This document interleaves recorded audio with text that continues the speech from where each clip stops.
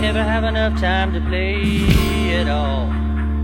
You know everybody wants to walk in someone else's shoes. Everyone's forgotten who they are. Such a grind. Hey guys, welcome back to Otter Creek in Rio Grande.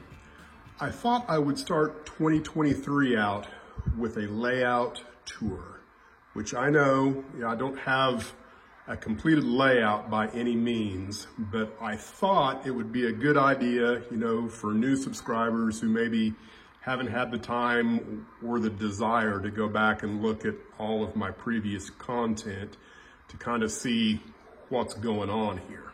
And it will be a good benchmark to go back and review at the beginning of 2024 to see how far I've gotten. I tried to find video at the end of 2022 and the beginning of 2022.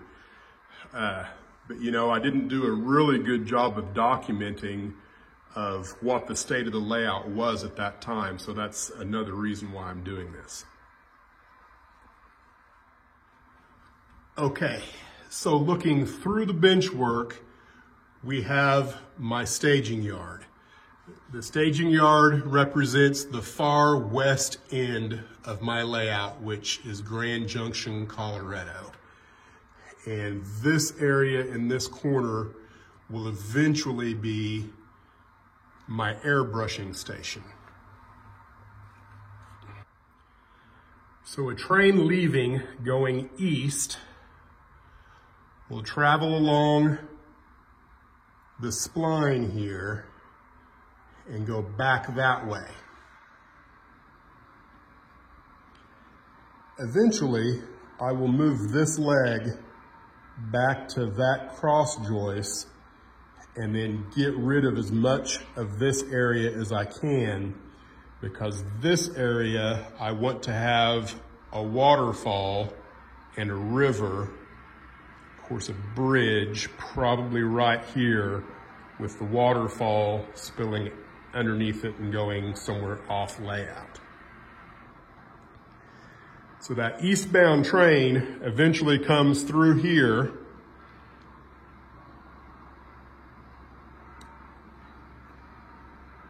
and on around that loop to Silver Gulch. This is Silver Gulch, and it will have 5 rail-served industries, a freight house, a team track, some industry here, which I'm still not entirely sure what it's going to be. And it may actually go a little bit back behind that row of buildings there. And I've got a railroad camp down there, which it probably won't actually be a railroad camp, but that's what I'm calling it now. And then this track here will be a foundry, and it's still under development. Now, the town itself is inspired by Black Hawk, Colorado.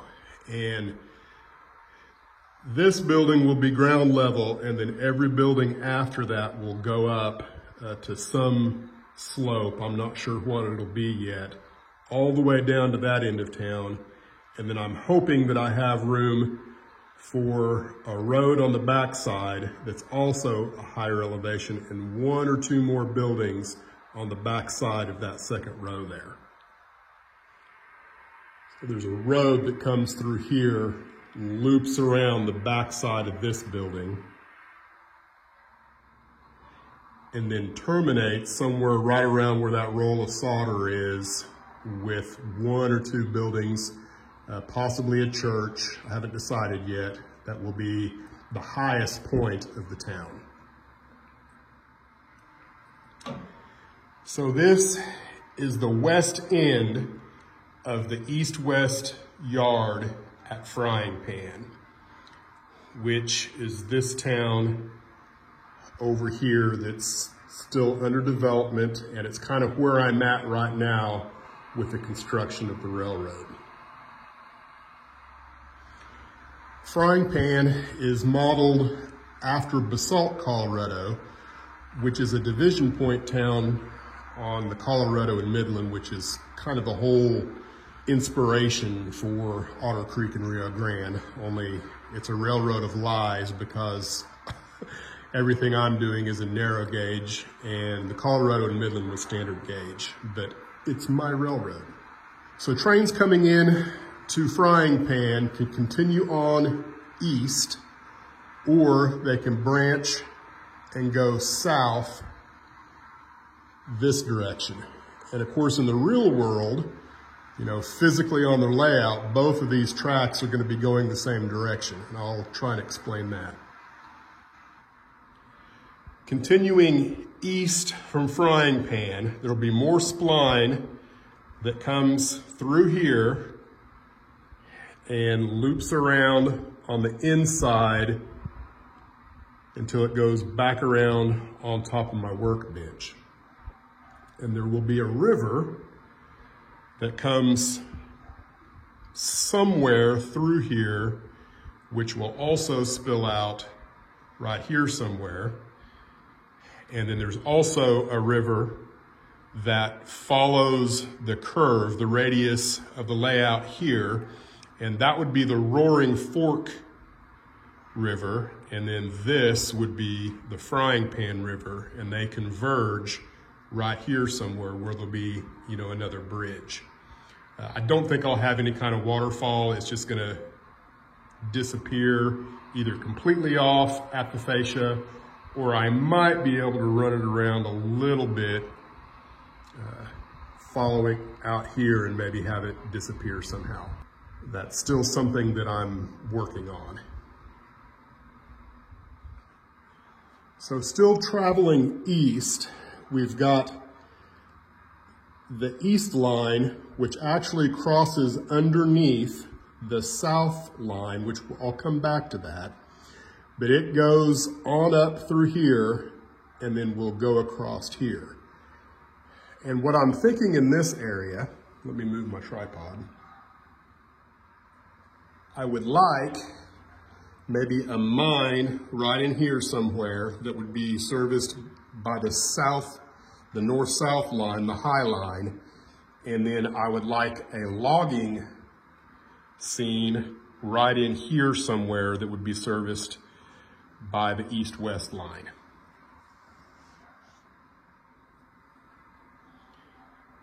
Here's a quick shot of the workbench. It's not too bad right now. It's been far worse.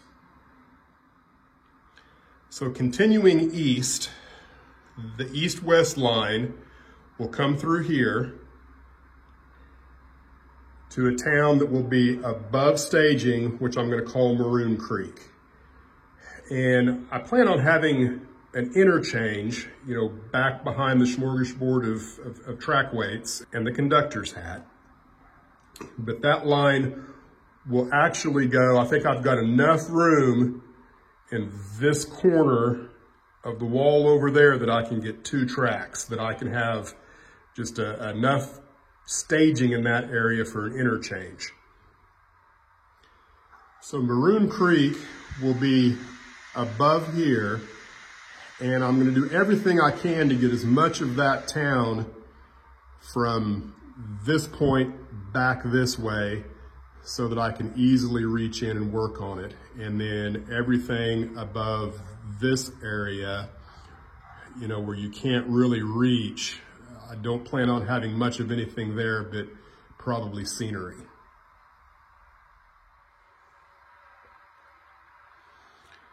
So again, continuing east from Maroon Creek, we'll go along this wall, and then somewhere right here, pretty much dead center of where this loop is and dead center of where this loop is, I will have something here. I would like maybe 2 major industries, and I'm not entirely sure what they're going to be yet. I'm probably going to revise a lot of the track plan that I've had for, the last couple of years as I look at this. But most of this, I just want to be kind of scenic, walk along, enjoy driving your train, running it, and then have a couple of 3 industries in here, and then loop around here. The east-west line will eventually come into the time saver, which is close to where it needs to be. I figured out that if you're operating here and you're operating here, that you don't want the sweet spot, so to speak, of where you operate both of these 2 locations. You don't want them juxtaposed from each other. So the time saver needs to scoot down probably 3 feet, which I think will be no problem whatsoever. And I haven't talked about the time saver in a while, so for the new subscribers, I'll just, give a brief synopsis of it. So from right to left, this is a Campbell Scale Models Stockyard number 400. And you can see I've named it after my grandfather, Earl Sperry. So it's Sperry Farms. And if I have enough room coming off of the east and west line, I would like to build a farm in this area. So that's a plan. I don't even know why I showed you the white wall, but that's one of the things that I'm looking forward to trying to do.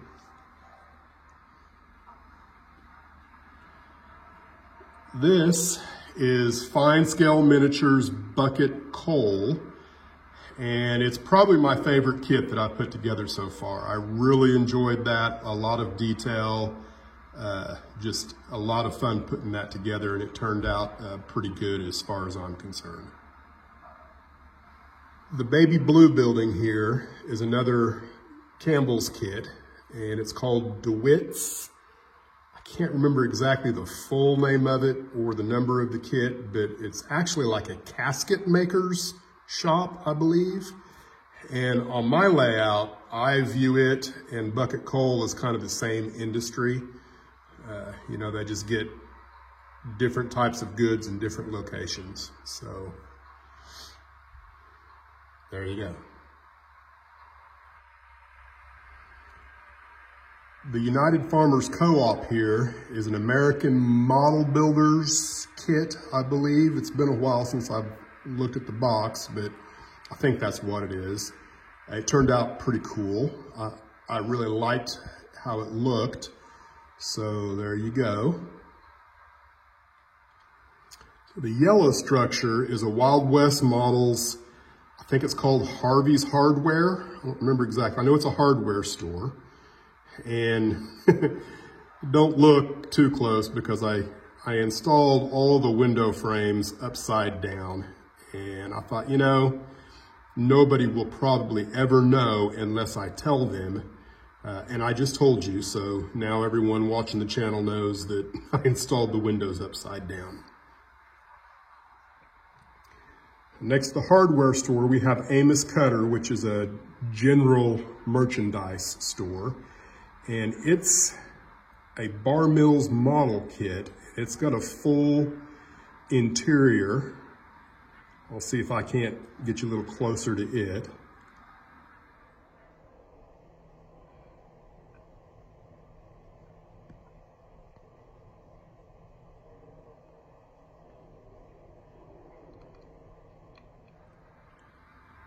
Next to Amos Cutter, we have Chillery's Cafe, which eventually I will put a different sign over the top of that.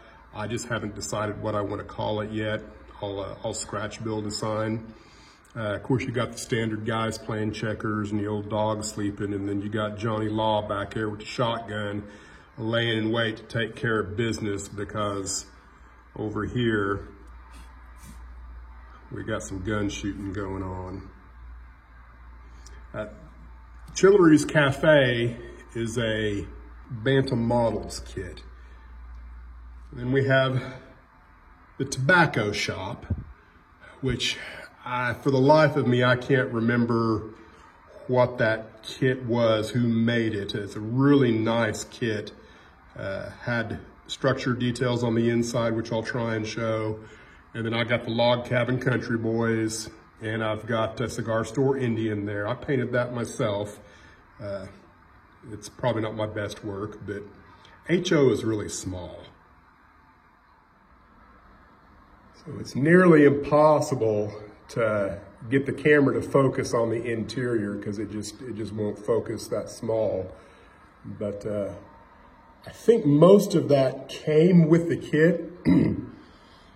I can't remember what did and what didn't, but there's like a glass case in there, and I've got some things in the glass case. But and I think one of that thing there on the very back wall is like a bunch of pipes on the wall. So there you go.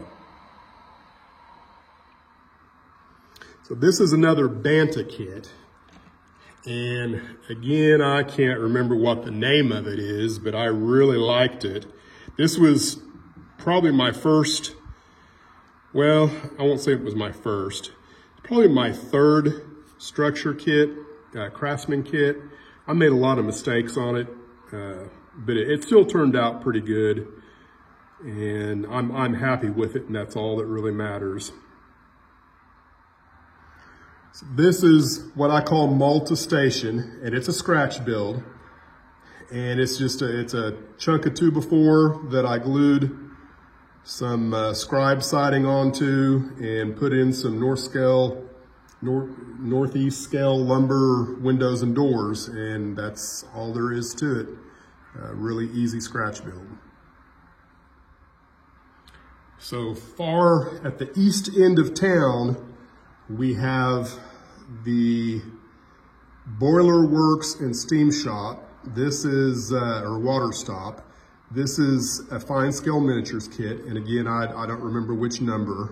This was probably the third Craftsman kit I ever put together. The first HO Craftsman kit that I ever put together. I put together one or two, I think I put together 2 in-scale kits before this one. It's lit up, and I'm pretty happy with it as well. Now the fine scale miniatures kit came with a bunch of white metal casting parts, and most of that is here and on this. And then this back here, this is a Rusty Stumps. I think that's the name of the place. It's a resin kit. I think that's the right term for it. But this and all of that was just white resin that I painted up and kind of made look rusty and crusty. It also included this right here. It's actually all one piece that it's kind of hard to tell because I scenicked all of it and put in groundwork on top of it. And then this is a separate kit, and I can't remember what it is either, but it's also a resin kit. I actually broke it a couple of times. You could actually see where I glued it back together right there, so it's delicate. And then back here in the back, this is just a loading dock for the Boiler Works, and that's scratch built as well. The dock is 100% scratch built out of just, you know, bulk lumber. And then this is actually made out of cardstock. And the stuff on the inside is, again, I think the name of the company is Rusty Stumps. I don't remember. But all of the details on it are from them. And then at the far west end of town, we have a river, which eventually I'm going to get a fly fisherman, which I've got some fly fishermen, but I want a grizzly bear sneaking up on the guy fly fishing. And I just haven't found the right grizzly bear yet. And, you know, I'm not doing scenery details anyway. I'm doing track work and electronics, so I will eventually get back to this area. That is the very first water that I ever modeled. So I think it turned out pretty good for my first attempt.